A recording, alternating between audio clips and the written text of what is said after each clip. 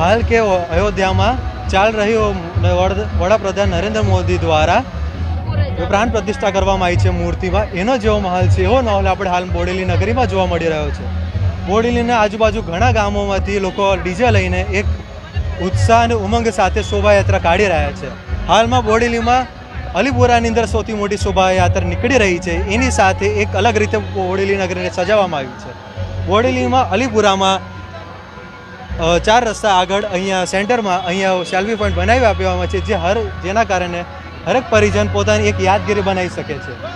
ए ज उत्साह अने उमंग साथे आज लोको एक शोभायात्रामां निकળી रह्या छे। आ शोभायात्रा आ लोकोनो उत्साह जोईने एक अलग आनंद उपजतो होय छे। आ सेल्फी पॉइंट हरेक माणस यादगिरी में हमेशा माटे रही जवानुं छे।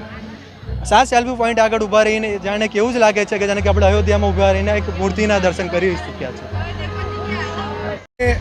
500 वर्ष पहलेનું सपનું હતું કે રામલલ્લા એમની જગ્યા ઉપર પાછા આવે। અમને એવું લાગે કે આખા વિશ્વમાં જાણે આજે રામ ભગવાનનો જન્મ થયો હોય અને આજે જે માહોલ છે એ એકતાનું પ્રતીક છે। આમાં હરેક જ્ઞાતિ જેમાં મોમેન, હિન્દુ, મુસ્લિમ, શીખ, ઈસાઈ બધા જ આનંદ લે છે। એટલે આજે રામ ભગવાનનો જન્મ સફળ થયો એવું લાગે છે અને ગામમાં આજે એવું લાગે છે કે બધા જ ભાઈ બહેનો મુસ્લિમ, હિન્દુઓ બધા સાથે મળીને આ વરઘોડામાં આનંદ લે છે અને અમને એનો આનંદ છે કે આવી એકતા આખા વિશ્વમાં નહીં મળે ભારત જેવી।